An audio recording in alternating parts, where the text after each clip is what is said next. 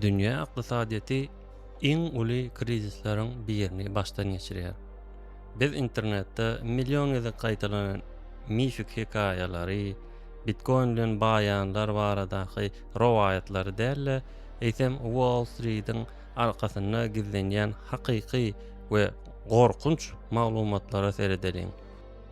Blockchain bu pul däl we bu adamlaryň tehnologiýasy hem däl. Bu adamzat taryhyna iň uly institusional kiber infrastrukturadyr. Biz bu videoda dünýäniň iň uly maliýe gigantlarynyň näme üçin gizlilikde trilyonlarça dollary blockchain'e geçirýändiginiň statistikalaryny, anyk sanlar we kiber analitika arkaly subutnamalara seredeliň. Blockchain näme? Primitiv kesgitlemelerden daşda onu ilki bilen durmuşy we anyk matematika arkaly düşüneliň. Gözeňe getiriň. Bir şäherde uly bir teatr bar. Şol şäherde Ahmet adly bir adam goňşy Muratdan 100 manat garz alýar. Olar muny gizlenýärler, köpçüligiň öňünde amal aşyrýarlar. Şol wagt Ahmet bilen Muratyň özlerinden başga, mysal üçin 5000 sany adam şol teatryň içindäki herzi öz ýanyndaky depterçesine Ahmet Muratdan 100 manat aldy diýip ýazýarlar. Eger bir aýdan soň Ahmet sözünde durman, men pul almadym diýse, ýa-da Murat baryp Ahmediň depterindäki ýazgyny ogrynça öçürse, näme bolar? Hiç zat üýtgemez. Sebäbi şäherde ol kisinden başga beýleki 5000 sany ýaşaýjysynyň depterine şol bir ýazgy üýtgemendir. Birini, ýagny Murady alamak üçin şol bir wagtda 5000 sany ýaşaýjynyň hersiniň öýüne girip depterindäki ýazgylaryny üýtgetmeli. Bu bolsa tehnik taýdan mümkin däl. Tehnik dillaýdanmyzda blockchain şol 5000 sany ýaşaýjynyň depteridir. Ýöne bular depterdäle bütün dünýädäki millionlarça özara bagly kompýuterlerdir. Ýagny nodalardyr. Bolgama Distributed Ledger Technology DLT, ýagny paýlaşylan maglumatlar binýady diýilýär. Her bir kiber blok özü bilen birlikde öňkü blogyň kriptografik kody SHA-256 bilen zynjyrawy baglydyr. Bir maglumaty ýa-da pul ýazgysyny üýtgetmek üçin bütün dünýädäki nodalaryň elbir götermenden köpsiniň hasaplaýyş güýjüni ele geçirmeli. Bu bolsa häzirki wagtda kvant kompýuterleri üçin hem tehnik taýdan mümkin däl we ägirt uly derejede gymmat düşýär. Ýöne blockchain diňe bir ýazgy depteri däl. Onuň iň uly revolýusiýon guraly smart kontraktlar, ýagny sanly akylly şertnamalardyr. Adaty durmuşda siz jaý ýa-da ulawsat alanyňyzda notariusa gidýäňiz, banka araçylyk ornajak pul goýýaňyz, yuristlere pul töleýäňiz. Munyň sebebi adamlaryň bir-birine anonmasyzlygydyr. Smart kontrakt bu eger onno, ýagny if then diýen matematika algoritmleridir. Ulgama şeýle kod ýazylýar. Eger Ahmet şertnamada görkezlen kiber puly, görkezlen kiber gapçyga ugradan wagty, ulagynyň sanly pasporty we eýçilik hukugy awtomatik usulla Ahmede geçýär. Bu ýerde ne notarius bar, ne bank bar, ne de insan faktorlary bar. Kod ýalňyşmaýar, para almaýar we şertnamany ýygyny alyp bolmaýar. Eger şert ýerine ýetirilmese, pul dessine ýygyna gaýtarylýar. Bu tehnologiýa dünýädäki milliardlarça dollarlyk ýuridik we araçylyk ulgamlaryny doly ýok etmäge ukyklydyr. Ýöne bu ýerde iň uly tehnik päsgelçilik ýüze çykýar. Blockchain kiber dünýäde ýaşaýar. Emma biz fiziki dünýäde ýaşaýar. Smart kontrakt poçtanyň gowşanlygyny ýa-da geminiň porta gelip ýerini nerden bilýär? Bu meseleni çözmek üçin Oracle, kiber arakullar diýilýän mexanizm ulanylýar. Chainlink ýa-da Bit network, supra ýaly kiber arakul ulgamlary fiziki dünýädäki sensorlardan Sputniklerden we finans birjalarından maglumaty alyp, onu üýtgedip bolmayan kriptografik kodu öwürýär we smart kontrakt diýerler. Mysal üçin eger gemi porta giren bolsa, Sputnik GPS koordinatasy Oracle arkaly smart kontrakta ýerler. We milliardlarça dollarlyk ätýaşlandyrys ýa-da harit tölegi 1 sekundda awtomatik amala aşyrylýar. Bu bolsa adam faktorly paraxorlygy we ýyllar boýy sürünýän qadyýet dawalaryny doly aradan aýyrýar. Gelin duýgulary aradan aýryp, arasda taryhy faktlara seredelim. 2008-nji ýylyň sentýabr aýynda Lehman Brothers banky 613 milliard dollar bergi bilen batdy we global maliýa ulgamyny çökerdi. Gözeňe getirin, 613 milliard dollar bu san Gazakstanyň bütün ýyllyk jem içerki önüminden we Türkiýanyň bütün döwlet büdjetinden hem bir näçe esse uly serişdedir. Ine şu uly pul merkezleşdirilen bank ulgamyna bir gijede ýok boldy. Edil şol krizisiň ortasynda 2008-nji ýylyň 31-nji oktýabrynda Satoshi Nakamoto lakamly kiber şahs bütün dünýä toruna 9 sahypalyk matematika esasanan resmi nama hödürledi. Bu şagaryň düýp maksady proof of work, zähmet subutnamasy arkaly algoritmlara esasanan we adam faktoryny aradan aýyran matematika mehanizmidir. Adaty Swift ulgamy arkaly halkara pul geçirmeleri 3 günden 5 güne çenli wagt alýar we ortaça 3 göterim komissiýa talap edýär. Blockchain ulgamyna bolsa sekundda müňlerce transaksiýa TPS barýar bir näçe sen kiber komissiýa bilen 7/24 amala aşyrýar. Bu durnuksuz maliýa dünýäsine garşy matematika tarapyndan urulan iň uly zarbadyr. Näme adaty viza ulgamy sekundda iň ýokary derejede işlänne 65.000 transaksiýa geçirip bilýärkä, Bitcoin barýagy 7, Ethereum bolsa 15-20 transaksiýa geçirýär. Bu blockchain trilemmasy diýip adlandyrylýar.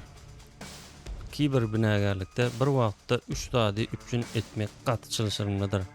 Iň ýokary derejedäki howpsuzlyk, bimerkezleşdirilmek, desentralizasiýa we ýokary tizlik. Eger tizligi artdyrsaňyz, desentralizasiýa gowşaýar. Şol sebäpli häzirki wagtda layer 2 ýani ikinji kiber gatlyk tehnologiýalary döredilýär. Rollup we ZK-Proof nol bilim subutnamasy ýaly matematika algoritmleri müňlerce transaksiýany bir kiber bukça ýygnap ulgama diňe bir sany matematika subutnamasyny berýär. Bu bolsa tizlik meselesini çözüp blockchaini global ykdysadyýetin derejesine çykarýar. Bu ýerde bir möhüm çyzgy çekmeli. Häzir internetde girseňiz, müňlerce kripto blogerler şu pully satyn alyň, ertir baýarsaňyz diýip gygyrşýarlar. Munyň ady kiber şaratanlykdyr. Adamlar blockchain tehnologiýasy bilen hakyky bolmadyk maliýa oýunlaryny garşdyrýarlar. Häzirki wagtda internetde 2 millionyň owrak kriptovalyuta bar. Olaryň 99% hiç ýyly tehnologiki baha eýeder. Olar adaty Ponzi, ýani piramida temalarydyr we ýürügiç gymmatyny doly ýitirer. Ýöne munyň arkasynda gizlenýän hakykat başga. Şaratanlar adamlaryň ünsüni özüne çekýärkä, dünýäniň hakyky eýeleri blockchainiň özüni, ýani kiber turbolary satyn alýarlar. Kripto oýunlar bu diňe köpçülik üçin gurulan teatrdyr. Hakyky rewolýusiýa bolsa Wall Street'iň bankirleriniň kabinetlerine resmileşdirilýär. Indi bolsa guru sözlerden daşda iň uly oýunçylaryň sanlaryna geçelim. Dünýäniň iň uly maýa goýum kompaniýasy bolan BlackRock'un ýolbaşçysy Larry Fink häzirki wagtda $10,5 trillion aktiw dolanýar. $10,5 trillion bu bütün Türkiýanyň, Saudy Arabistanyň, Birleşen Arap Emirlikleriniň we bütün Merkezi Aziýa döwletleriniň ýyllyk büdjetlerini bir ýere ýygnanynda hem ondan bir näçe esse köp bolan ägirt uly maýadyr. We ine şol Larry Fink özüniň institusional maýadarlaryna ýazan resmi hatyryna anyk aýtdy. maliýe bazarlarynyň geljekki nesli gymmat bahaly kagazlaryň we emlekleriň doly tokenizasiýasydyr. Ýagny blockchain'e geçirilmelidir. BlackRock eýýäm Ethereum blockchain'ine bu ýyl atly ilkinji tokenizirlenen gaznasyny açdy we gysga wagtyň içinde $500 milyon gowrak institusional pul ýygnaldy. Boston Consulting Group'nyň resmi hasabatyna görä 2030-njy ýylda çenli dünýädäki real emlekleriň, obligasiýalaryň we uly binalaryň $16 trillion bölegi kiber kodlara öwrülip blockchain'e geçecek.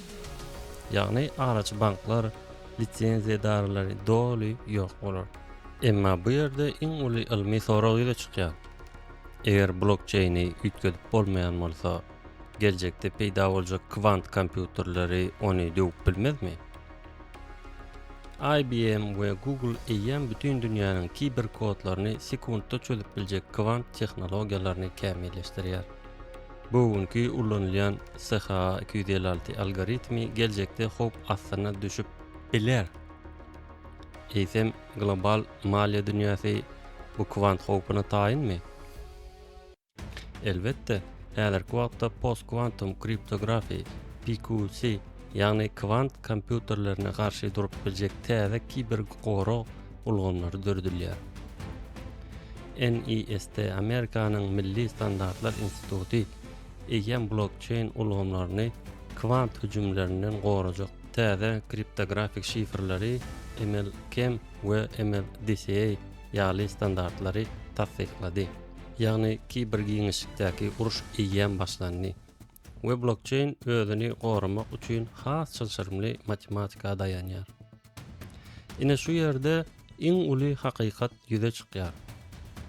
Adamzat taryhyna ilkinji gezek kiber gorag galkany ony döwüp biljek galyşdan kvant kompýuterlerinden has çal we kämil ösýär. Blockchain bu biziň özümiziň kiber dünýäde goran iň ygtybarly we iň synmaz galamyzdyr. Şol galanyň kiber açarlaryny hiç kime aldatman. Diňe öz eliňizde saklamagy başarmak bolsa, siziň intellektual erkinligiňizdir. Bütün bu kiber revolýusiýanyň ortasyna döwletler we milli banklar hem öz oýunyny alyp barýar. Olaryň döredýän CBDC milli san pullary blockchain tehnologiýasyna dayanýar. Emma onuň düýp filosofiýasyna doly garşydyr. Açyk blockchain adama maliýe azatlygyny berýän bolsa, döwletleriň closed kiber blockchainleri adamyň her bir puluny programlaşdyrmaga mümkinçilik berýär. Eger puluňyz CBDC görnüşinde bolsa, döwlet şol bu puly diňe şu aýyň ahyryna çenli we diňe bir belli hareketler üçin sarp edip bilersiňiz diýen kiber kod ýazyp biler. Şonlukda blockchain bir tarapdan adamlaryň intellektual erkinligi bolsa, beýleki tarapdan döwletleriň eline iň mutlak kiber kontrol guralyny öwrülip biler. Muňa garamazdan iň uly gizlin revolýusiýa başga ýerde bolup geçýär. Bu agentik ekonomi, ýagny emeli intellekt agentleriniň ykdysadyýetydyr. McKinsey hasabatyna görä 2030-njy ýyla çenli bütün internet amallarynyň 40 göteriminden gowragyny adamlaryň ýerine autonom emeli intellekt robotlary ýerine ýetiren. Sorag ýyla çykýar.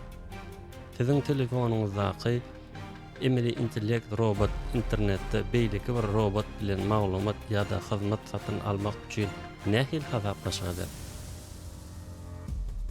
Adatda banklar robota Visa ýa-da Mastercard hasabyny açyp bilmez. Sebäbi robotyň ýuridik passwordy we biometrik maglumatlary ýok. Çölgüt blockchain'dedir. Blockchain'de diňe kiber kod we kriptografik açar ulanýar. Häzirki wagtda Coinbase we Stripe ýaly kiber gigantlar emeli intellekt agentler üçin ýörüýte awtonom kiber gapçyklar AI wallet döredýärler. Robotlar bir-biri bilen adam gatyşmasyz, suwut edilmedi we üýtgedip bolmaýan kiber şertnamalar arkaly hasaplaşýarlar. Bu adamlar üçin däl, eýsem emeli intellekt üçin döredilen liquid internetdir. Netijede blockchain bu diňe bir baýamak guraly ýa-da wagtlaýyn trend däl. Bu global maliýe ugamynyň we kibergiňeşligiň täze geopolitik binýadydyr. Taryh gaty çal we rekimsiz ýükgeýär. Bu täze kiber dünýäniň düzgünlerini ilkinji bolup düşünmek we oňa taýyn bolmak biziň intellektual borjumyzdyr. Özüňizi sanly asimetriýadan goruň.